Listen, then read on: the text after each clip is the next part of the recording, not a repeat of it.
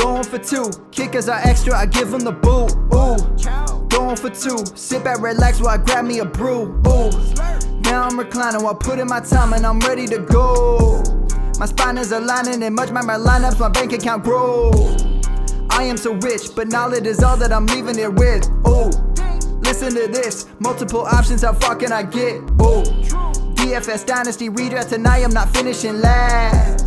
I'm finishing past any and all, I am looking to last. What else? This spot is popping and I am so locked in and only opening the door when it is opportunity knocking. And all of these spots keep on talking and talking. So what are we talking? What kind of alignment? And running it deep, even players forgotten or came from the bottom or hitting that topping. And this spot is popping, yeah, this spot is popping. And woo! This is the armchair, yeah. Put up your arms, yeah. Sound the alarm, yeah, yeah, yeah. Woo! What is going on, guys, and welcome to the Schnooglerville Pigskin Personal League podcast. It is the first ever in-season podcast we've ever done. It's going to be a little bit interesting tonight. So we're here tonight, of course, to break down this 10-team league. And with me tonight, we have Shane Barrett, who has been on a bunch of these Personal League podcasts. Of course, he is the host of the Red Zone Redemption and a contributor at rotoheat.com. And you can follow him on Twitter at FFShaneB. What's up, Shane? What's up, Jeff? I am excited to be part of the first ever mid-season PLP. This is going to be very interesting and a lot of fun. I'm really excited. And hopefully you got your filter on tonight. What filter? Exactly.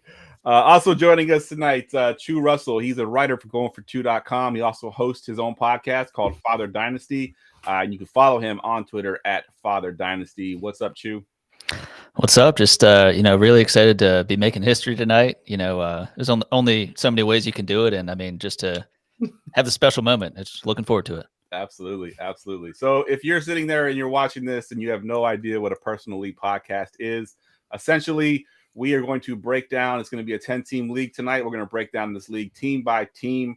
We're going to rank them from 10 to 1. We'll count them down. I gave all the rosters to these gentlemen here. They ranked them from 10 to 1. From that, we created a consensus ranking that we'll count down tonight. And as we get to those teams in the countdown, each one of them was given 5 teams each to be the quote-unquote expert of. And they'll go over your team, your strengths, your weaknesses, things you can do to get yourself ready for the playoffs, maybe some trade advice, anything at all that they want to talk about with your team. And for a limited time, if you want to purchase one of these POPs for the offseason, if you're in a dynasty league and you want to buy one of these, you can get for a limited time right now. There is a special. It is Early Bird 24. If you go to goingfor2.com/PLP, and you can get one for your league. I will say we've already sold some for next year. I believe June and July have already sold out, believe it or not, after the draft. It tends to be a very popular time. But if you're in redraft, if you want to get yours for next year ready to go, you could buy it for August as well. Or if you're a dynasty league and you want to do it before the draft, we do draft advice as well. Some guys you might want to look for in your draft. So again, that website is goingfor2.com/PLP, and the promo code is earlybird24, and you save up to 20% with that promo code. All right. So go ahead. You and I had discussed that if you guys play in Polly's playoff next year, you could win a Personal League podcast. That'd probably be for 2025, but you can go ahead and get your first one done for 2024, win Polly's playoff, and there you go. There you 2025 is locked in. Absolutely. All right, we're going to go ahead and get into the countdown. We'll start with number 10. Number 10. Let me get the team up on the screen here. The number 10 team was ranked as high as 9 and as low as 10, and it is Z Cowboys. And Chu, this is your squad here. Give me your breakdown. So Z Cowboys ranked in the league at 9, I believe, and I had them ranked at 10. So I look at this team, thinking in redraft, I can see the picture that would have been painted that this would have worked out well. I see the team that you were trying to construct, and I mean, through the injury to Rodgers, the injury to Nick Chubb, Debo in and out, underperformance from Olave, Judy, Madison, just a lot of things didn't go right. But I see what you were trying to build. But at this point, sitting at where you are in the standings and it being redraft, you're not quite looking to next season as if it were dynasty. So, the strength of this team if there is one with it being in last place, is Jacobs is a stud. He's a volume hog. He always has been. He always will be. Jordan Love, in my opinion, I think has done tremendously well, given what maybe my expectation and a lot of people's expectations were of him stepping into his first starting gig with the Packers. But other than that, I mean, you've got Olave's underperformed. Madison's been up and down and out a bit in injury. So overall, I think at this point, and it's disappointing to say that you're looking to next year and you're hoping that you don't have this just complete misfortune that, it's sadly plagues a lot of people in redraft, and there's not much of a way that you can come back from it at this point. Yeah, it is tough. I had them ranked at 9, and they are the 9th team in the league. Now, I will say, it looks bleak. You got 3 wins currently, and I believe there's 3 weeks left in the season before your playoffs start. It does look bleak. But your commissioner did move the trade deadline back, so there is some hope that if you were to win out and get 6 wins will get you in the playoffs typically in a 10-team league. I know it's tough to think that way because if you only won 3 all year, how are you going to finish off and win 3 in a row? I have seen it happen. I think 6 and 7 could sneak you into the back end of the playoffs. So with that in mind, Chu, do you think there's anybody on this roster that he could move, where he could get like a 2-for-1, where he's going to get, some value for one guy, but get 2 starters for his team? Well, I think at this point, it's got to be at the wide receiver position in terms of who I think he could actually move some people and upgrade to someone that's impactful, and that if you're going to need to win every single one of the rest of your games. And, in my opinion, if you see someone that is believing in the name Chris Olave and maybe not quite the production that we've gotten thus far, if you could pair him, and if you could pair him with you got Jake Ferguson on your bench, who you don't necessarily need since you already have Evan Ingram. If you wanted to pair those two together and see if you could level up, I know it's tricky at this point because you need a true difference maker in that lineup to really lock in and make sure that you can win these next couple of games. But I think there's a possibility that if you paired some guys like that you could maybe level up that wide receiver position. Yeah, I will say, and I brought this up on my show a couple of times too, in my dynasty league. Now, granted, it was dynasty, so a little bit different aspect to that. But last year, I was going into the last 3 weeks of the season, and I was sitting in a similar position as this, and I ended up riding Jerick McKinnon, Cam Akers, and Sam Darnold, and rode them to a championship because they all got hot at the right time. So don't give up hope just yet. It is definitely possible that a couple of these guys get hot and you ride them to 3 straight victories. And once you get into the playoffs, it's any man's game at that point. Once you're in the playoffs, you're good to go. So I wouldn't quite throw the season away just yet. Keep playing to the end. And I agree with your breakdown here. It looks like this team, if you were to go back to look at preseason rankings and look at this squad, you're like, okay, I can see where this team was drafted to. It could have been a pretty good team. Nick Chubb, you mentioned, obviously he wasn't expecting to start Jordan Love. He had Aaron Rodgers on his bench. Yeah. He's got some good pieces here that unfortunately just did not pan out due to injuries or underperformance. And that's why we got you ranked here at number 10. Shane, anything you wanted to chime in here? I was going to say, don't give up hope. I started the season 1-6, made a couple trades, finished the season 7-7, and I think made it all the way to the semifinals. So it can be done. As for your question that you asked Chu earlier, like who would you potentially trade? I'd look at Debo. Debo's kind of been hot the last couple of weeks. Maybe try and ship him off. And I interpreted the question the other way from Chu. See if you can get 2 people for Debo that have maybe a little less name value that you can plug in and maybe replace Madison or something like that. Yeah, that's kind of how I was looking at too. Can you get it under starter? Can it's a 1 quarterback league, but can you upgrade Jordan Love? Now, granted, he just had a monster game, so maybe he's to have a closeouts to a season. So maybe you want to ride Jordan Love for a little bit longer, but I think quarterback is hurting you. Probably been hurting you up to this point. See if you could go get like Christian Watson and a better running back than Madison. Yeah, that's a good call. Watson just had a big game. Maybe him and Jordan Love can be a good stack down the stretch run here. So good call. All right, let's get to number 9. Number 9. Number 9 team ranked as high as 8 and as low as 10, and it is the Dirty Danes. And Shane, this is your squad here. Yeah. This one was tough just because quarterback is a little rough with Purdy, Carr, and Wilson's honestly been playing well. So I'd probably start Wilson here. Pollard except for the last 2 weeks has really underperformed. So you're probably hurting there. Taysom Hill can go die in a hole. But you've got Cole Kmet, who's been relatively consistent. So either way, you're good at tight end.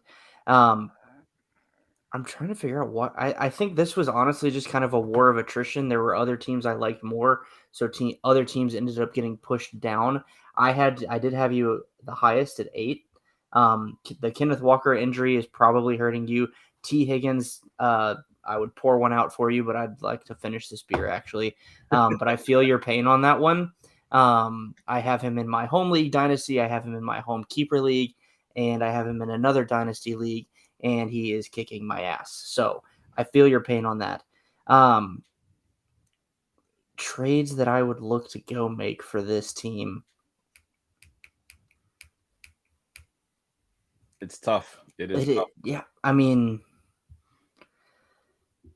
maybe go off the name value of Barkley or Pollard and try and find someone who's been a little more consistent, or upgrade quarterback, like pair one of them with Wilson and go get an upper echelon quarterback. I don't know. Yeah, one thing I'll say just by looking at the team construction here, and I don't know how the season went and what kind of moves you made, but one glaring thing that I saw here is you've got 3 quarterbacks in a 1 quarterback league. Yeah.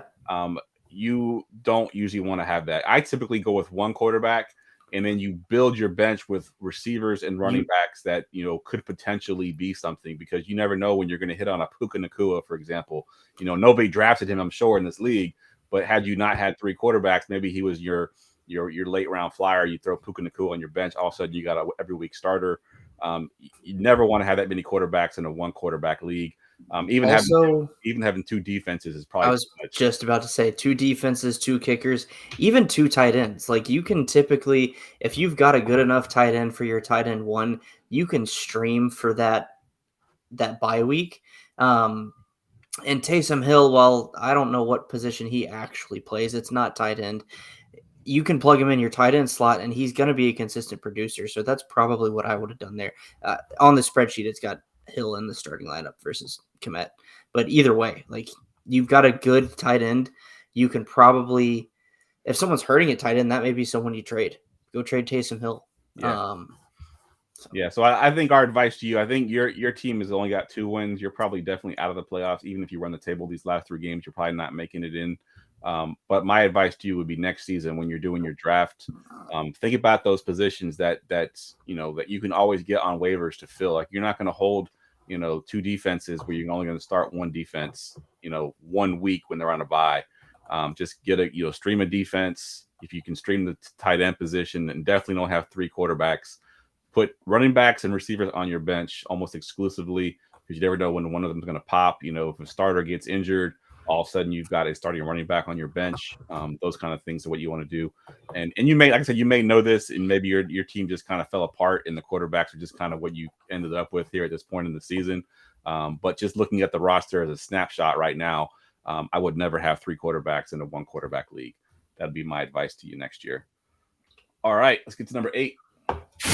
Number 8. Number 8 team was kind of all over the place. Ranked as high as 5, ranked as low as 8.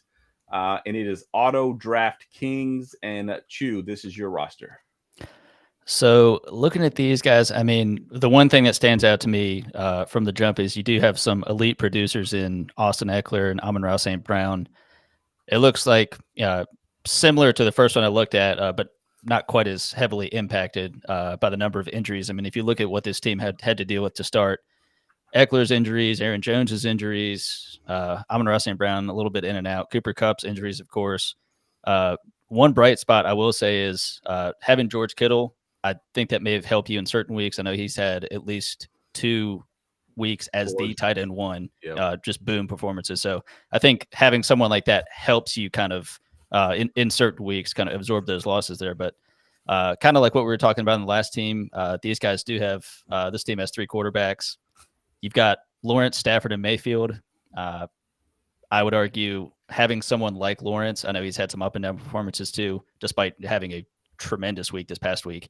I feel like you could just ride with the one if you really needed a second one just to be sure that's okay. But also looking at this team, as we were kind of talking about roster construction a little bit on the last one, when I look at the depth on here, a lot of it is, oftentimes you think about the fragility of the running back position, whether it be truly because of injury, just because of committee, bye weeks, that sort of thing.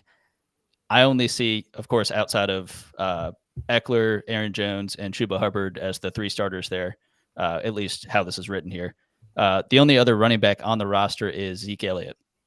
And while I do think he's done decently well just from an NFL perspective as an aging running back, but a backup to Ramondre Stevenson for the Patriots, I do think you are definitely going to need more depth, certainly at this point in the season, if you're really wanting to make a run to make it to the playoffs and then in through the playoffs, because then you're not having to battle with other people. You have depth. You can deal with injury. You can deal with that and variability at that point. Because a couple of the guys you have on your bench here, when I see who your starting receivers are, and even in the flex, you have some valuable receivers that I don't think in most weeks you're going to put in. Like, they could outperform your starters possibly, but you're not willingly going to start them. I mean, you've got Marquise Brown, who actually hasn't done tremendously well with Kyler Murray back under center. You've got Jacoby Myers, who has had plenty of boom weeks himself. Tyler Lockett, the ageless wonder Tyler Lockett. Jahan Dotson finally coming back on. So I think when we talk about trades and moves, you could pair a couple of these receivers and get maybe a more sturdy flex position. That could be another receiver. That could be probably a running back, just to make sure you have that depth there. But yeah, overall, I think there's some good pieces here. I think it's just really trying to round it out. And I'm guessing it's possibly a Jags fan seeing it as the Trevor Lawrence and the Jags defense stack, which is the rare quarterback defense stack. But yeah, I mean, again, just Duval. That's right. But no, I mean, there's some good players on here. It's just kind of doing some tweaks and again, moving some receivers just to maybe bolster that running back position. Yeah, and just to go to the quarterback thing one more time, I don't want to beat a dead horse, but I just pulled up their waiver wire to see who was available on the waiver wire, and these are all guys I'd rather have than having a second or third quarterback. You got Josh Downs on the waiver wire. You got Christian Watson on the waiver wire. You got Romeo Doubs on the waiver wire. Jackson Smith-Njigba has been coming on lately. He's on the waiver wire. Those are all guys I'd rather have over a third or second or third quarterback that you're not going to play. Yep. These are all guys that have boom weeks. A couple of them just had boom weeks this past weekend. Christian Watson had a really good game. I saw Curtis Samuel on the waiver wire. He just had a really big game. All guys, if you had on your bench, you all of a sudden you have some good value there. The quarterbacks are just sitting there, just collecting dust because you're not going to put one of them over Trevor Lawrence in this case. So just to beat a dead horse. Shane, anything you wanted to chime in here with this team? Yeah, I think this kind of hammers home Chu's point is your wide receiver depth is incredible. And there's more on the waiver wire that Jeff just stated. I would go get some of those guys off of waivers and drop Stafford and Mayfield at this point. And that hurts my heart because I love Baker Mayfield. But I would drop those guys because it is a 1 QB league. Then leverage that wide receiver depth to go get more running back depth because Aaron Jones is out. Chuba Hubbard's been in the split backfield all year. And Zeke, like Chu mentioned, is the backup to Ramondre. Now, he's been probably more annoying to Ramondre owners than people wanted to admit, but I don't think he's necessarily a guy that you want to start in the playoffs. And if you're active like that right now, you're at 4-6. You can easily jump up into the playoff race. And with Amon-Ra, Cooper Kupp, Eckler, Kittle, and Hollywood Brown, you can probably contend. So if you make a couple of quick moves and are active, you got a shot at competing for the championship. Yeah, I like it.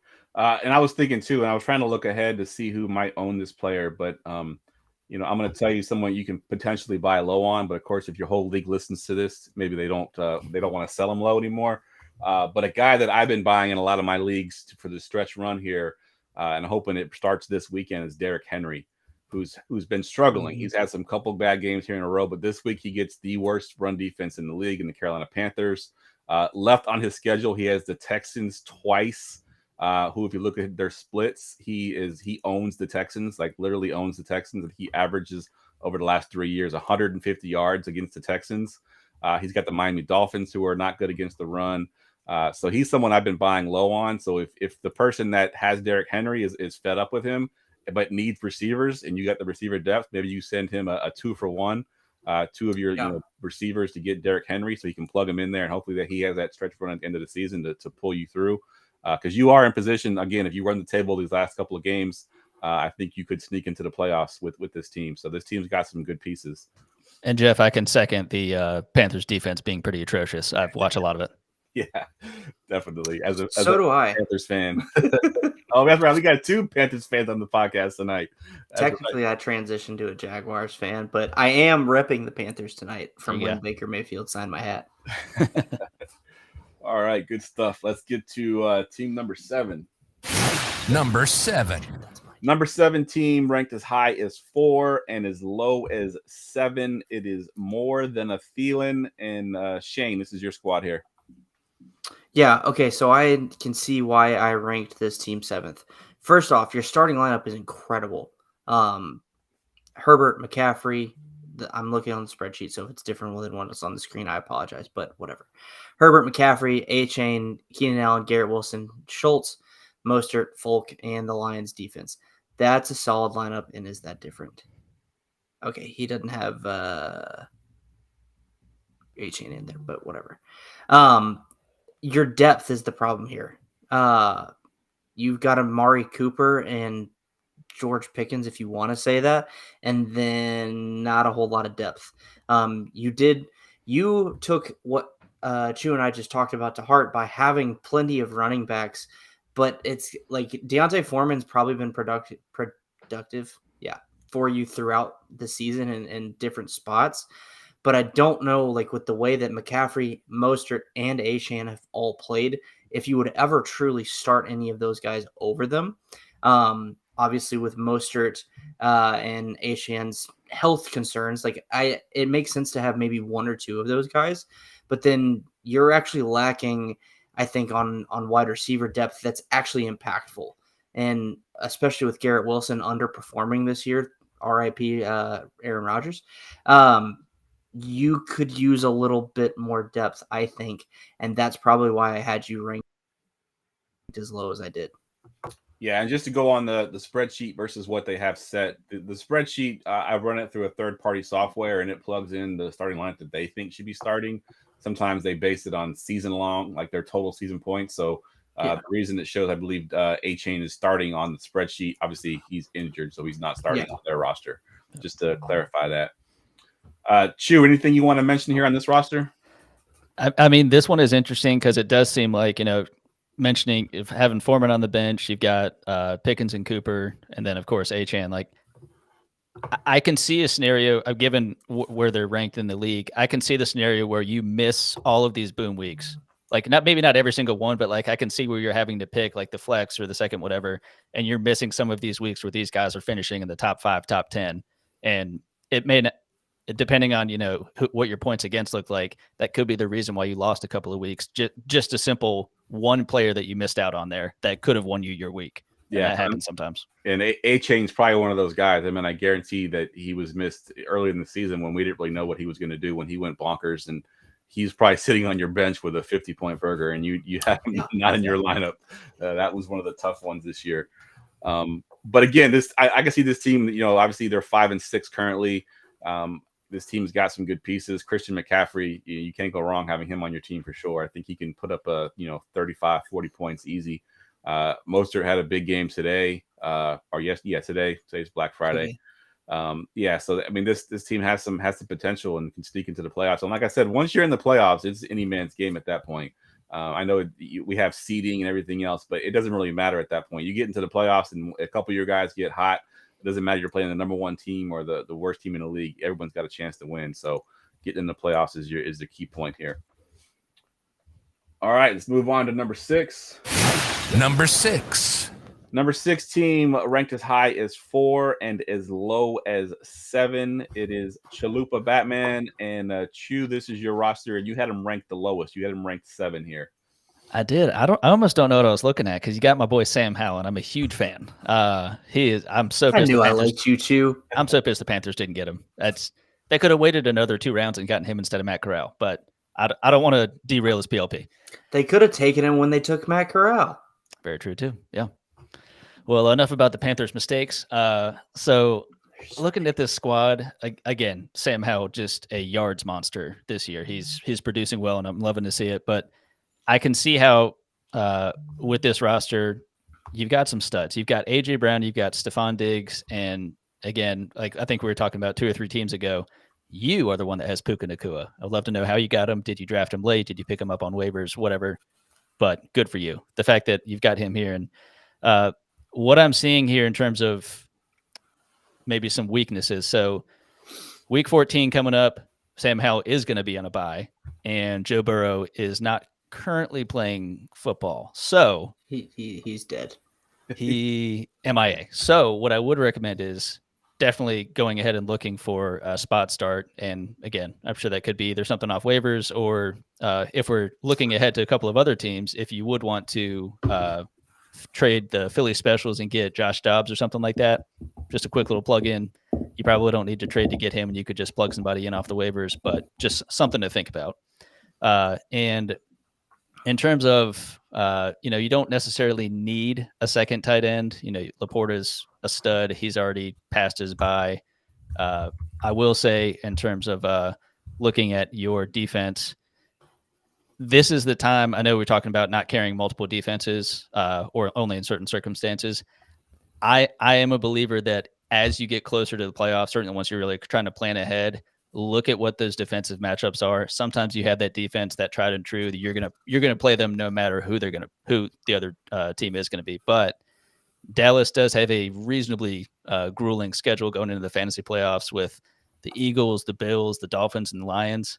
You're likely still going to play the Cowboys defense because the Cowboys defense and Bland and all these guys, it's a nightmare for other offenses. But something to consider, even just to have another one on the bench.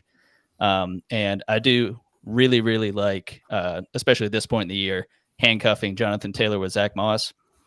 We saw how the beginning of the season was with Jonathan Taylor not playing, how productive Zach Moss was. Even once Jonathan Taylor came back, how productive Zach Moss still was. So it's good to have both of those guys, and God forbid Jonathan Taylor goes down, you know exactly what Zach Moss is going to do. Yeah, 100%. And again, to circle back to the quarterback thing, this roster epitomizes why you don't carry multiple quarterbacks, because I guarantee Puka Nacua probably wasn't drafted. Sam Laporta probably wasn't drafted. Yep. Jaden Reed on your bench definitely wasn't drafted. Zach Moss might not have been. Yeah, Zach Moss may not have been drafted, and he's got all these guys that I guarantee he's added through the waivers throughout the season. By not carrying those extra quarterbacks, he's able to land those guys that you would have never thought would have been breakout players. And now some of them are in his starting lineup. So that's kind of where I go with the quarterback. He's got Sam Howell, who probably went super, super late, and obviously has been breaking out. So a really good breakdown as well, too. I agree with all your points there. And the defense thing, I agree too. I think when you get to a certain point, to be a week ahead of the waiver wire, like maybe not look at the next week, look at the week after. Who's playing the Giants 2 weeks from now? Like, can you get that defense? You know what I mean? Like those kind of things. He's playing the Panthers. Yeah, who's playing the Panthers? Yeah, 100%. Yeah, it hurts. Yep. Shane, anything you wanted to talk about on this team here? I had him 4th. I think that was the highest. Chew nailed it. I love Sam Howell. I've got a pinned tweet in my highlights of a thread I did preseason on Sam Howell, so I'm super high on him. I would maybe Rashad White's been a really good sleeper. Like, he's been really consistent throughout this year. I might consider trading James Conner for a backup QB and tight end. I mean, you don't really need a Laporta at his bye, but get yourself some depth there potentially to deal with the bye week of week 14 with Sam Howell. And Connor has a week 14 bye too, so that'd probably help you out a little bit there. Or Zay Flowers or Gabe Davis would probably be somebody that I'd potentially trade for a backup QB to supplant Howell for his bye week. That's probably about all I got, honestly. This is a solid team. I had you ranked 4th because I really like it. Yeah, it's a really good team for sure. I agree 100%. I think it's built well. I think if I was to pick one team in this league that would be built the way that I build it, this would be the one right here, because this is kind of how I do my team as well. Good stuff. All right, let's get to number 5. Number 5. Number 5 team ranked as high as number 2 and as low as number 9. It's a huge disparity. It is Franco's Ferrets. And Shane, you had them at 9. So tell us why you hate this team. It's Josh Allen. I hate Josh Allen. I really do.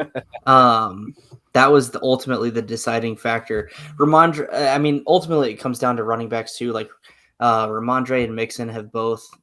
I'm not a fan really of either of them. This has Mixon and Singletary. Singletary is actually a great pickup because Pierce has not been producing and Singletary's been kind of killing it the last few weeks.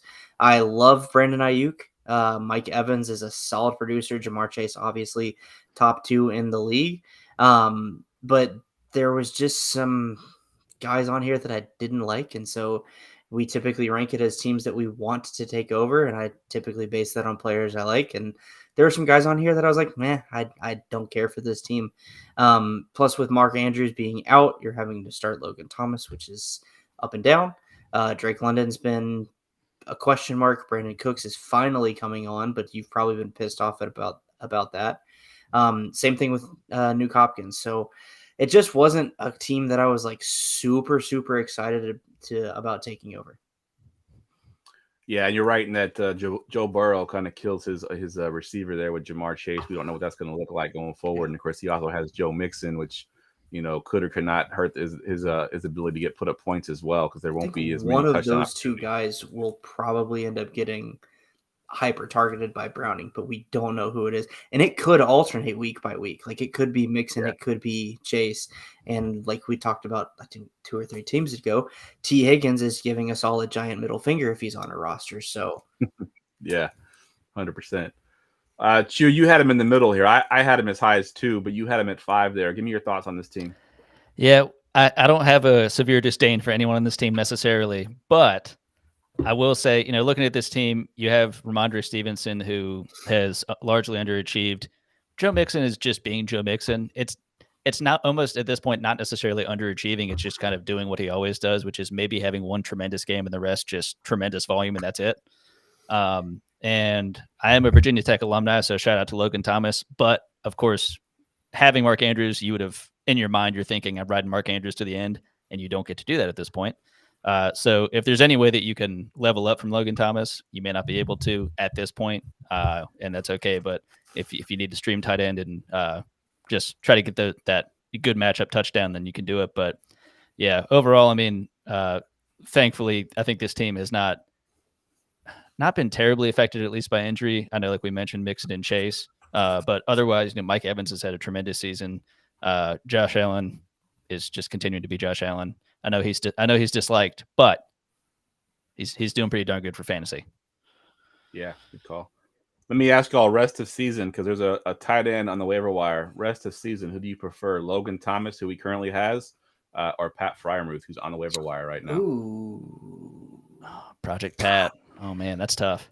That is. I'll take Pat too, simply because the Steelers finally fired Matt Canada.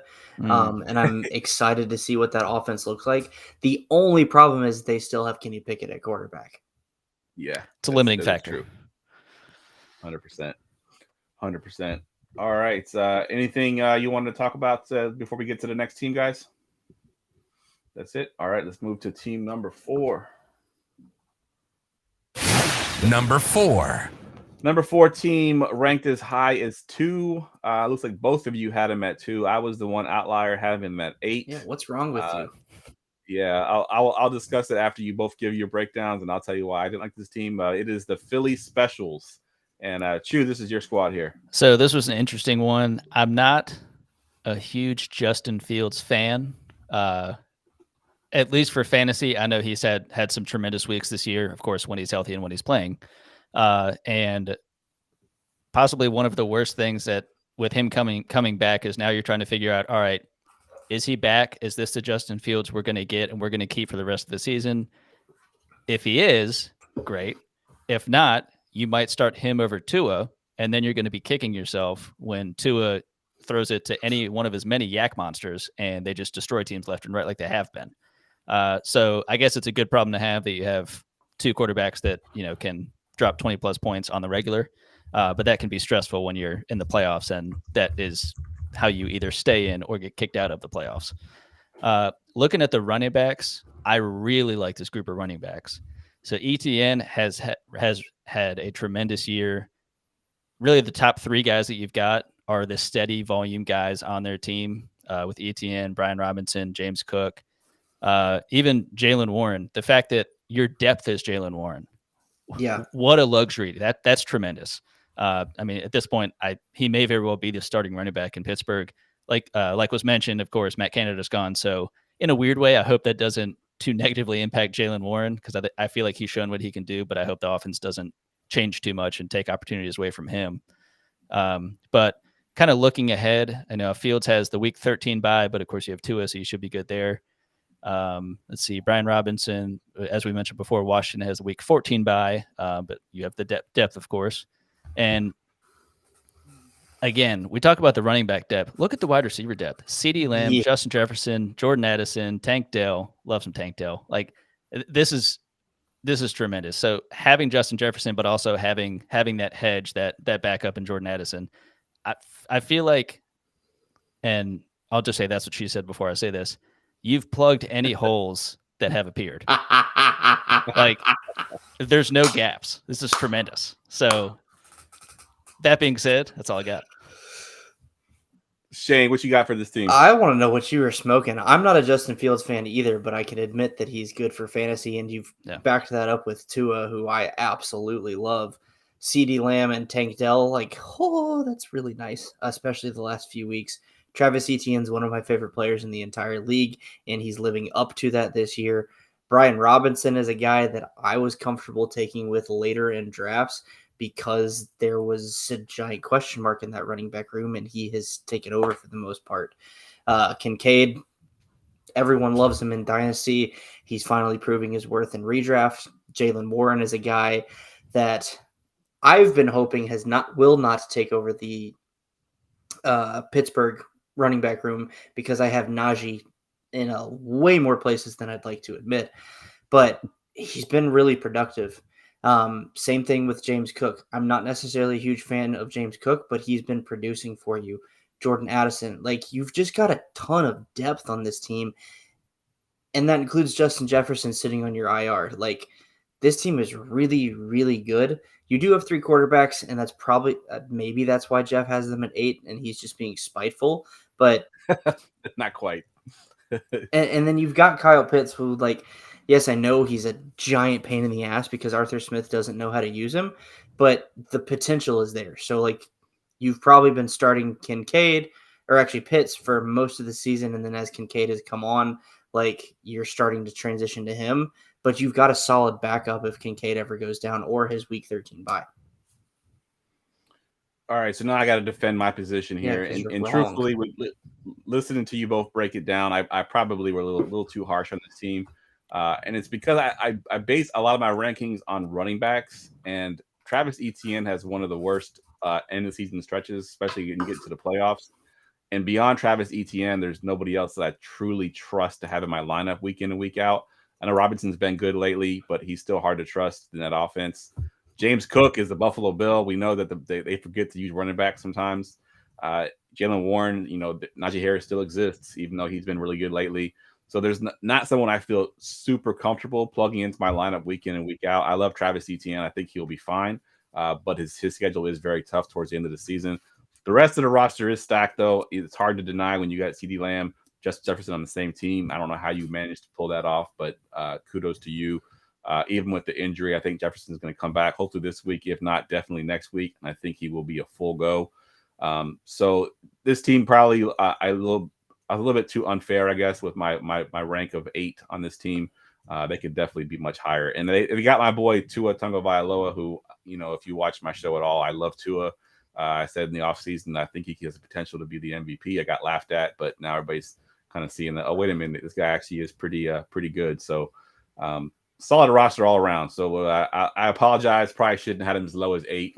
But in a 10-man league, sometimes you're splitting hairs, and sometimes those hairs get split by just things as small as it's just running backs. It's a shallow league. And, I know the three of us play in some really deep leagues, so it's hard sometimes to judge. Yeah, to judge these teams, we're like, man, you got that guy on your bench, and he's a starter in one of my leagues. You know what I mean? Yeah. Like it's tough to look at that. But yeah, good breakdown, gentlemen. Jeff, I'll add one little nugget from a Travis Etienne perspective as a Jaguars fan. When the Jaguars have won, they have run the ball with Etienne. The games that they've lost and lost badly, they have not run the ball enough or well at all. And I think if the Jaguars want to continue to push for the playoffs and ultimately contending in the playoffs, they're going to have to run the ball to get there. So that hopefully opens up the door for Etienne, despite the tough matchups, to have fantasy production. Yeah, absolutely. And he's had a couple of tough games here recently too that I hope that they eventually get him back in, because there was a time where he was getting 80% of the snaps and he was getting all the usage in the backfield, and for some reason they've gone away from that. And then they won this last game with Trevor Lawrence getting 2 touchdowns on the ground. Yeah. So if those had gone to ETN, maybe my stance changes here, but that's the only reason I was a little bit worried about his team was his running backs. All right, let's get to number 3. Number 3. Number 3 team ranked as high as 3 and as low as 6, and it is Dark Brothers. And Shane, this is your squad. Yes, it is. This is one of those that was really tough to rank because, again, it's a 10-team league, so it's pretty deep. The running backs that are on the spreadsheet are Jahmyr Gibbs and Isaiah Pacheco. Gibbs, my only problem with him is he's starting to get used more like he should, but for a majority of the season so far, he's been I am looking at the wrong team, aren't I? Yes, I am. I am. Yeah, you are. I was looking at the Hertz locker, so you got a preview of that. This team I had at 3. So I love Dak, Bijan Robinson. I actually traded Bijan in a keeper league to get to Tua because it was super flex. Because I had guys like Brian Robinson and James Cook who were getting about the same points per game. So you've probably been a little frustrated by Bijan's usage. But then DeAndre Swift, you've been loving his usage. DJ Moore, his production with Fields is absolutely stellar. Cortland Sutton has had a huge bounce back year, which I love. And then TJ Hawkinson has been tight end 3 pretty consistently throughout the year. He's getting the targets, he's getting yards, he's getting touchdowns. And then Jeff's guy that he mentioned earlier, Derrick Henry, you've probably been a little frustrated this season because he's not been, I feel like, as consistent and dominant as we're used to for Derrick Henry. But as Jeff mentioned, he's got the Texans twice. And I think they have a couple more division games as well. And he destroys the AFC South when he plays in division. So you'll probably be fine there. I'm hoping that Najee is one of the main benefactors of Matt Canada being fired. Chris Godwin, I've got him in a couple places. He's been super frustrating because Mike Evans has just been so damn good. You've got Lamar Jackson. You're set at quarterback. Get rid of Kirk Cousins. Why do you still have Kirk Cousins on this roster? I don't care if he's coming back. You have Dak and Lamar. You're absolutely fine. Get rid of him. And you have 2 kickers, and you don't need them because they're both good. So pick one and cut the other. Yeah, again, maximize your roster because you never know what week somebody could get hurt. There's guys maybe you also have 2 defenses. And 2 defense. Yeah, for example, I just looked at the waiver wire, and Tyler Algier is on the waiver wire. He would be your handcuff to Bijan going into the playoffs because God forbid Bijan gets hurt. You plug in Tyler Algier into that lineup, you're good to go. I would rather have Tyler Algier as a backup running back to Bijan than to have two kickers or 2 defenses or even a couple quarterbacks. So good point there. And I looked up Derrick Henry's schedule just so I can mention it one more time. So again, he gets Carolina this week. Then he has the Colts, who are not good against the run. Miami, Houston twice, and he has Seattle. So I think I can't remember which division opponent it is, but there is one division opponent where I swear to God, averages like 200 yards a game. It's the Texans. Okay. It's the Texans. Yeah. We talked about it on my DFS show on Friday, and I think I went back 3 or 4 years, and he was averaging 157 yards, per game against them, and 3 touchdowns too, I think. And he had a couple. If you went just to the last 3 games, he was averaging over 200 yards a game just in the last 3 games. He absolutely owns stupid. Yeah, absolutely. Chu, what you got for this team? I mean, one, again, I know we've talked about the really only need one quarterback, but the fact that you have Dak Prescott, Lamar Jackson, and Kirk Cousins, I know Kirk's hurt at this point, but like how you got all of them while still having like again Bijan and other solid players is pretty tremendous. But another note of someone else that you can move off of and look for flexibility at some other position is Michael Thomas, if that wasn't already mentioned. I know he hit the IR, so I guess he'll be out, and I guess Yeah, so at least for 4 weeks. so he'll be out for, I guess, could he? No, I guess he technically could come back in He the could come back for the championship. playoffs. Yeah. So maybe hold on to him if you want to, but I don't know if it's been worth enough for you to hold on or not. So If I'm not mistaken, they have they do. They have 2 IR slots. So I guess he's taken those spots already with Kirk Cousins and Michael Thomas. So, Yep. But yeah, I agree. I think a couple guys you can cut there. Like I mentioned, you got 2 kickers. You don't need both kickers. You don't need both defenses. I think the Steelers, if you look at their end of the season schedule, I think they're pretty good. So Steelers would be one that I might look to keep and maybe move off of Seattle, who has a very tough couple of weeks. They got the Cowboys this week, and then they play the 49ers again, who just throttled them on Thanksgiving. So tough matchups for them. All right, we ready to get to number 2? We already gotten a preview for because I can't read. Number 2. Number 2 team ranked as high as number 1 and as low as number 6. And if you hadn't already figured it out, it is the Hurts Locker. And Chew, this is your squad. So starting off, Will, you have one of my favorite fantasy quarterbacks in Jalen Hurts. I feel like he's pretty quietly he's the quarterback 2 on the season, I want to say. And I don't think it's necessarily because of an easy schedule as was lauded last year. What I also like about this team, whether it be, I think some of this may have been just in happenstance of, you've got Gibbs. Again, it's been uneven production. It's been frustrating production, I think, at some times. But Isaiah Pacheco has been absolutely steady. The fact that, I would imagine you got Kamara on a discount. And now since he came back, he has just been getting every single touch he possibly can. All disrespect to Derek Carr on that one. And Jerome Ford, kind of like we were talking about Jalen Warren, like having that kind of depth. If your depth is Jerome Ford, that's a good problem to have. And I imagine that was likely a waiver pickup, so you were able to at least pluck him away from the Nick Chubb owner. But the primary weakness I'm saying on this team is when I'm looking at the starting wide receivers. Again, it's not like Jalen Waddle and Christian Kirk haven't produced pretty well for fantasy this season. But when we're getting to this kind of high in the rankings and we're really trying to just get down to the nitty gritty and separate, all right, who's going to win the championship? I think what you're really going to need to do is probably maybe move one of those guys with Ford and see if you can just get a stud wide receiver to pair next to the other one. Because I'm just thinking when you're making it to the playoffs and to the championship, ultimately, how are you going to win it? Like the goal is ultimately obviously to make the playoffs, but I think this team is set to where you can already kind of look past that and see how is this thing going to end. And one last kind of wrinkle, I think your defense, this is one team where I feel like the 2 defenses that you have are stellar. Week 14 and 15 for the Dolphins, you've got the Titans and the Jets. And week 16 for the Eagles, you have the Giants. So really the only thing you're looking for after that is for week 17 for the fantasy championships, which defense you're going to play. I don't think you need to add a third one. Let's cool it here. But yeah, I think overall, I think you're pretty set. And if you want to make a bit of a move to get a stud wide receiver, go for it. Otherwise, I think you'd still be okay. But at a minimum, you can drop Ertz. He might be on the IR, I guess, at this point on the roster. You can probably drop McKinnon. I know he kind of came alive at the end of last season. So if you want to hold him just because you're superstitious, that's fine. But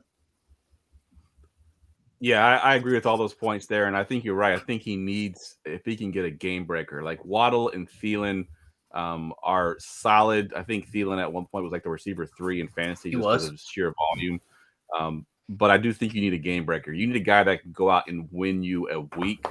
And in past seasons, I would have said that could have been Travis Kelce, but he's not had the season that we all expected him to have. Still, I think the tight end 1 or 2, still really good.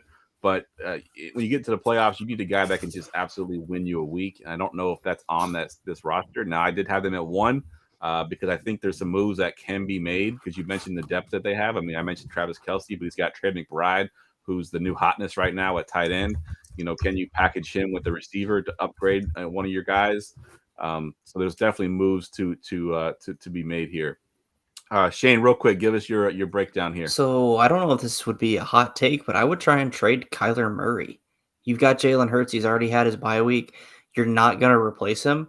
Find somebody who needs an upgrade at quarterback that has a shot to make the playoffs or contend and try it. I agree that wide receiver is the position that you need to upgrade. But not only the starting lineup, the depth as well. Like you only have Christian Kirk, Adam Thielen, and Jalen Waddle, if I'm reading this correctly.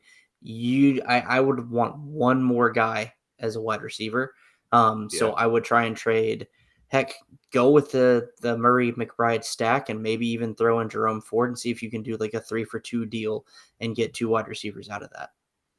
Yeah, that's a good call. I actually overlooked Murray on the sheet here, and you're right. He's definitely on the bench there. It's another guy you could potentially move for sure. I love it.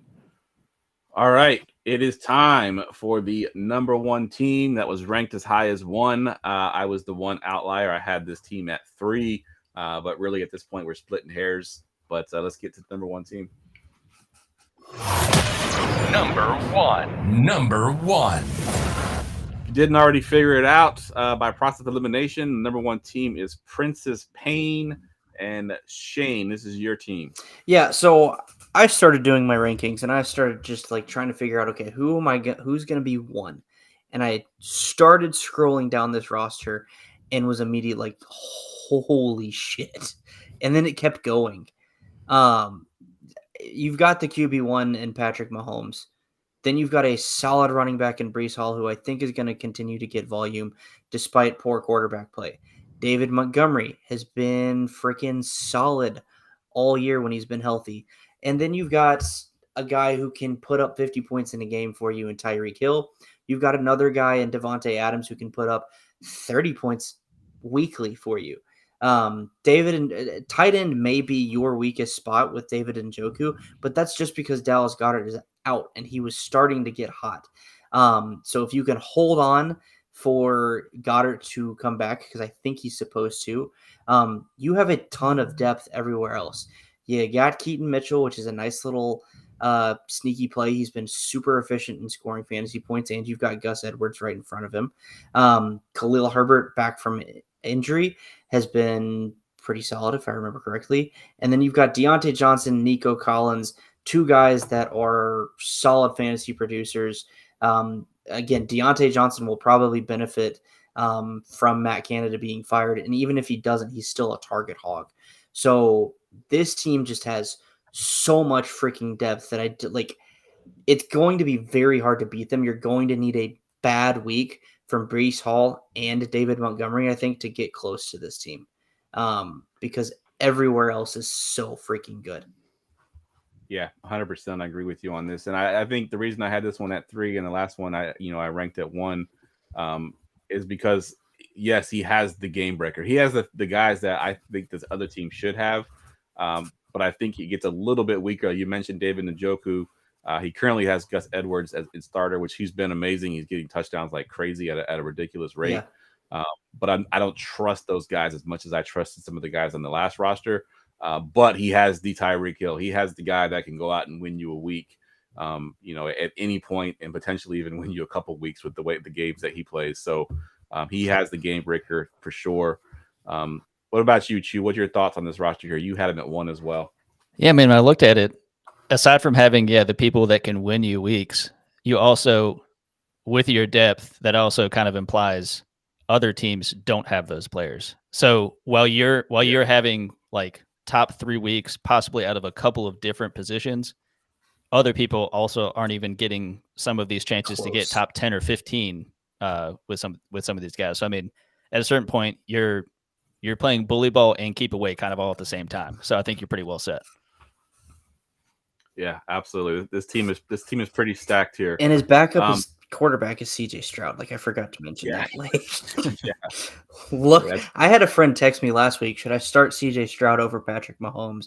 And I was like, it is a decision. This 100% a decision. But I think I told him to end up starting Mahomes, and I think it ended up playing it out just because Stroud had a bad game for Stroud. But this is a luxury of riches. Picking between Mahomes and Stroud at this point in the season, yep. please and thank you. Yeah, 100%. All right, that wraps the podcast up, fellas. I want to thank the two of you, of course, for coming on, breaking down the league. I want to thank the league for your purchase. Hopefully you enjoyed this. Again, this was our first in season.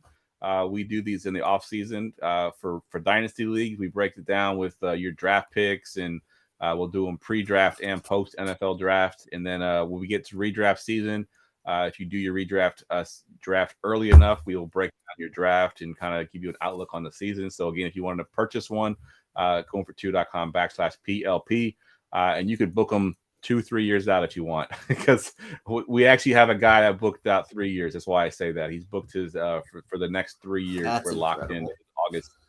Thanks. But yeah, thanks again for your purchase, guys. We'll go around the room real quick to Shane and Chu. Give us your Twitter handle one more time, and if you want to plug anything that you're working on, we'll go to you first, Shane.